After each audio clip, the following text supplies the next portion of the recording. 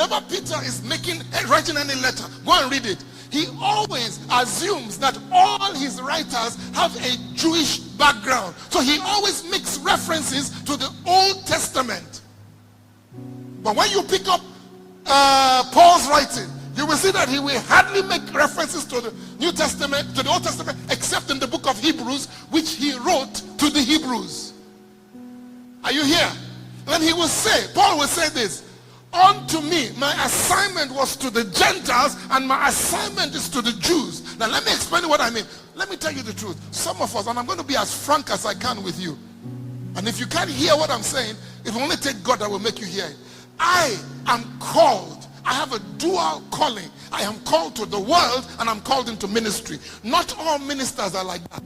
Some ministers and some musicians are called to do nothing, absolutely nothing, but minister to the body. That's their job, morning, noon, and night. But the body is called to minister to the world.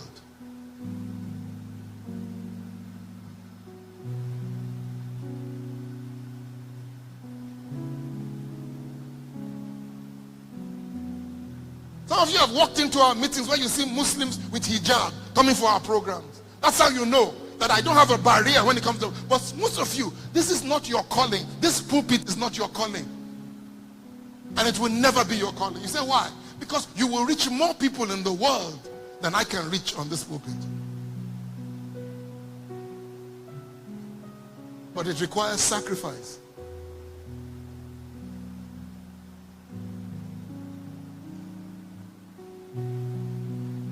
Paul,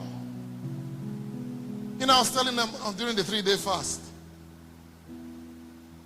Many years ago, I was with the General Overseer of the Redeemed Christian Church of God in a meeting of sorts. And somebody asked him, what's your favorite scripture? And he said, it's the scripture that Paul preached. And he said, I want to spend and be spent by God. You are here for God to use you for people.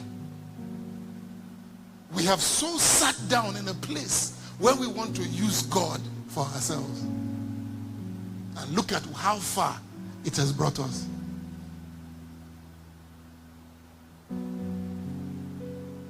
$30,000 people.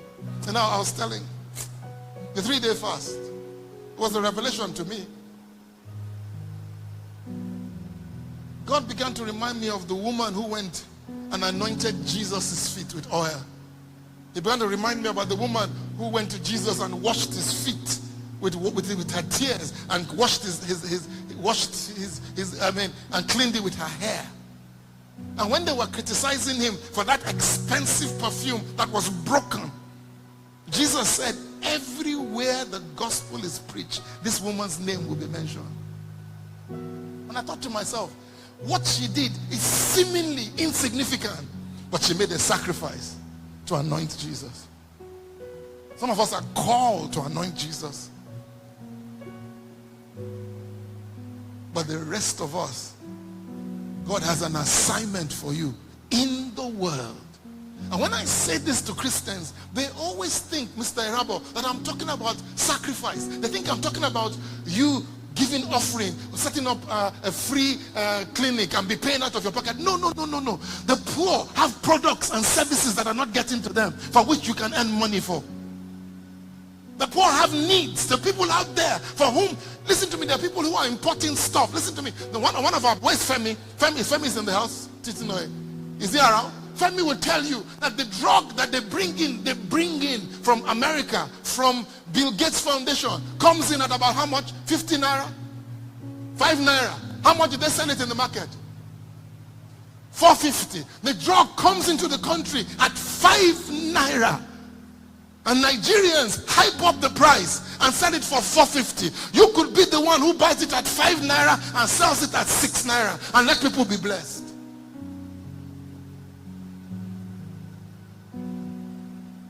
If you think the top of Nigeria is corrupt, wait and see the bottom. Wait and see the bottom. I was with a particular guy, and because it's going to be on the air, I'm not going to call the name of the company. There's a book there's a book company in this city. One of our members bought shares in the company. And when they got there, they found out that pirates were, they said the books were 900 naira, for instance. Pirates were producing the book at 500 naira and selling it to the schools. Same book, but they will publish it at 500 naira. So they started arresting the pirates. So this other man who was a friend of mine, he said, no, you can't do that. Reduce your price to 500 naira. You will put them out of business. Because, you see, once you see the original and you see the pirated copy and the same price, which one will you choose?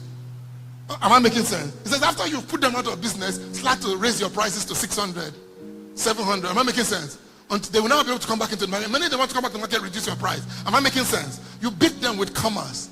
Little did they know that it was members of the company itself who were printing the book with the company resources and selling it to the school. You think corruption is bad up there? It's worse here on the ground.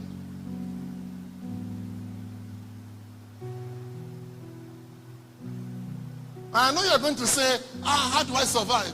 That's the sacrifice. That's the sacrifice.